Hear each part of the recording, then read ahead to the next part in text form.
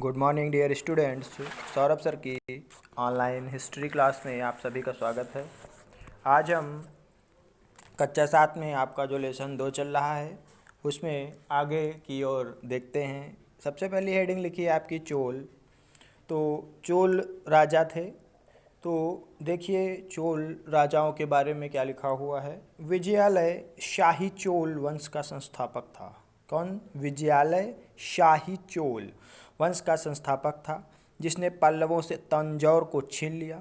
उसके पुत्र परांतक प्रथम ने अपने पिता की साम्राज्यवादी नीति अपनाते हुए पांड्यों को हराकर मदुरै को छीन लिया।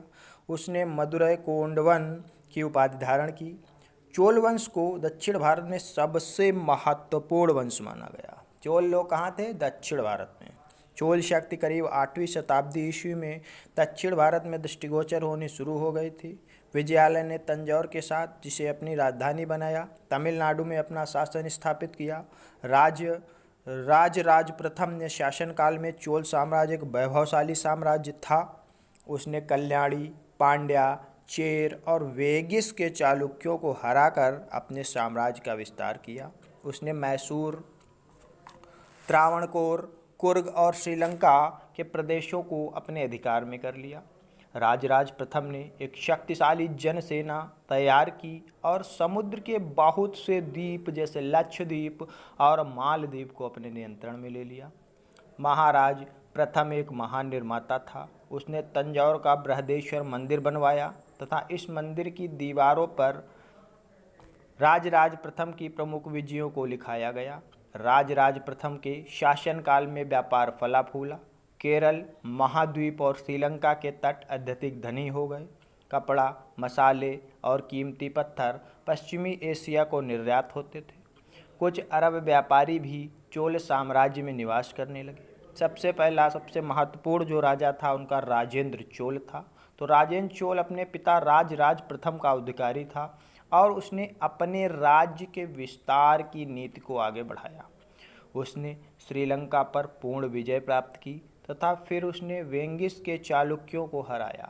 उसने बंगाल पर आक्रमण किया और पाल राजा महिपाल को हराया। इस विजय के बाद राजेंद्र को गंगाई कोंडा की उपाधि मिली, जिसका अर्थ है गंगा को जीतने वाला। गंगाई कोंडा मीन्स क्या होता है? गंगा को जीतने वाला।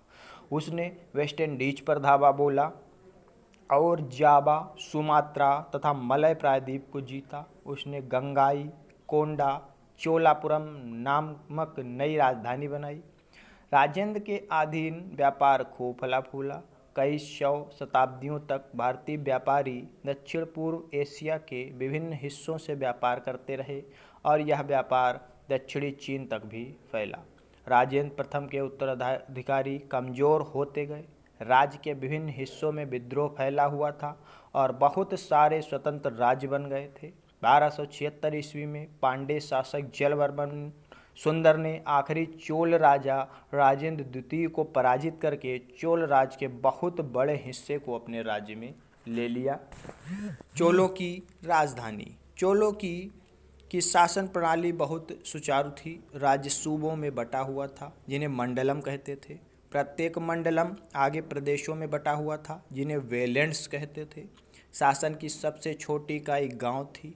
वहाँ 3 प्रकार की सभाएं थीं, उर, सभा और नगरम। कितने प्रकार की सभाएं थीं? उर, सभा और नगरम। उर साधारण गांव वालों की सभा थी, सभा ज्ञानी ब्राह्मणों की सभा थी और नगरम व्यापारी, सौदागरों और शिल्पकारों की सभा थी। इन सभाओं के प्रमुख कार्य कर इकट्ठा करना, झगड़ों का निपटारा करना, मंदिरों की देखभाल करना, सिंचाई के कार्य देखना, सफाई और स्वास्थ्य थे। इनका सामाजिक जीवन देखते हैं कैसा था। राजशाही ब्राह्मण परिवारों के सदस्य और व्यापारी संपन्न जीवन व्यतीत करते थे। महिलाओं को अत्यधिक सम्मान दिया जाता था और उन्हें आज़ादी प्राप्त थी। महिलाओं की शिक्षा पर विशेष ध्यान दिया जाता था। मजदूर और किसान बहुत ही गरीब थे। शूद्रों से तो अछूतों की तरह व्यवहार किया जाता था। धर्म।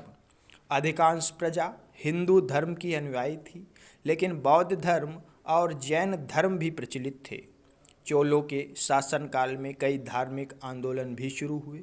अलवर के वैष्णव धर्म के भक्ति गीत प्रसिद्ध हुए, जबकि नयनार ने शिव की प्रशंसा में भजन भी गाए। लिंगायत इस काल का सबसे प्रसिद्ध धार्मिक मत था। इस काल का चोल वंश का सबसे प्राचीन जो धार्मिक मत था वो क्या था? लिंगायत। कुछ महान धार्मिक शिक्षक जैसे शंकराचार्य और रामानुज भी इस काल में रहते थे। शंकराचार्य ने अद्वैत के दर्शन की शिक्षा दी, जिसका अर्थ है भगवान अद्वितीय है। रामानुज एक महान दार्शनिक थे। उन्होंने मानव की एकता पर विशेष जोर दिया। उन्होंने शिक्षा दी थी कि प्रत्येक व्यक्ति को भक्त के द्वारा भगवान की पूजा में अपने आप को समर्पित कर देना चाहिए। उन्होंने क्या शिक्षा दी? कि प्रत्येक व्यक्ति को भक्ति के द्वारा भगवान की पूजा में अपने आप को समर्पित कर देना चाहिए। इसके बाद आता है कला और स्थापत्य। चोल शासकों ने कला और स्थापत्य में विशेष योगदान दिया। उन्होंने तंजौर का गगई कोंडलोचपुरम में अनेक सुंदर बाग, सभागार, मंदिरों तथा महलों का निर्माण कराया। तंजौर का बृहदीश्वर मंदिर द्रविड़ शैली की स्थापत्य कला के सर्वोत्तम उदाहरणों में से एक है। चोलों ने मूर्ति कला का भी विकास किया। वे पत्थर तथा कांस्य की देवी देवताओं की मूर्तियों के निर्माण में भी दक्ष थे। नटराज की कांस्य प्रतिमा मूर्ति कला का उत्कृष्ट उदाहरण है। अर्थव्यवस्था। जनसाधारण का जीवन समृद्ध था। अर्थव्यवस्था में जो आपका रुपए पैसे व जो होते हैं, आपके लोग कैसे रहते थे, धनी थे, अमीर थे, गरीब थे इत्यादि, उसे अर्थव्यवस्था कहते हैं। किस तरीके का व्यापार था? तो जनसाधारण का जीवन समृद्ध था।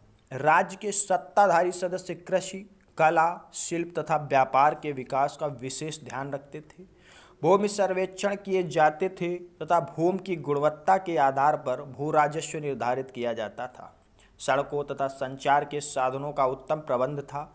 सभी व्यापारीगण श्रेणियों में संगठित थे और वे देशी एवं विदेशी व्यापार करते थे। मतलब चोल राजा जब राज्य करते थे, देश और विदेश दोनों जगह से व्यापार किया जाता था। शिक्षा एवं विज्ञान। दक्षिण भारत में सांस्कृतिक तथा आर्थिक जीवन में मंदिरों की महत्वपूर्ण भूमिका थी। ये ऐसी संस्थाओं के रूप में विकसित हुए जहां लोगों को शिक्षा, चिकित्सा तथा उचित रोजगार भी प्राप्त हो।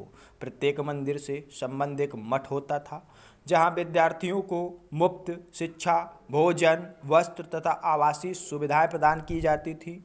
इसके अतिरिक्त मंदिरों के प्रांगण में मेले तथा उत्सव जैसी महान सांस्कृतिक गतिविधियां भी आयोजित की जाती थी, जो दक्षिण भारत के मंदिरों में आज भी प्रचलित हैं। 800 ईस्वी और 1200 ईस्वी के बीच के शासनकाल का समय वास्तव में दक्षिण की राजनीतिक, आर्थिक और सांस्कृतिक उन्नति का काल था। तो इस तरीके से आपका ये जो लेसन 2 है वो कंप्लीट करा दिया गया है, पूरा हो गया है। सभी बच्चे इन वीडियोज़ को ध्यानपूर्वक देखें और इसको अपनी भाषा में लिखने का प्रयास करें। आपके जो क्वेश्चन आंसर है वो भी आपको ज़रूर लिखवाए जाएंगे। That's all. Thank you.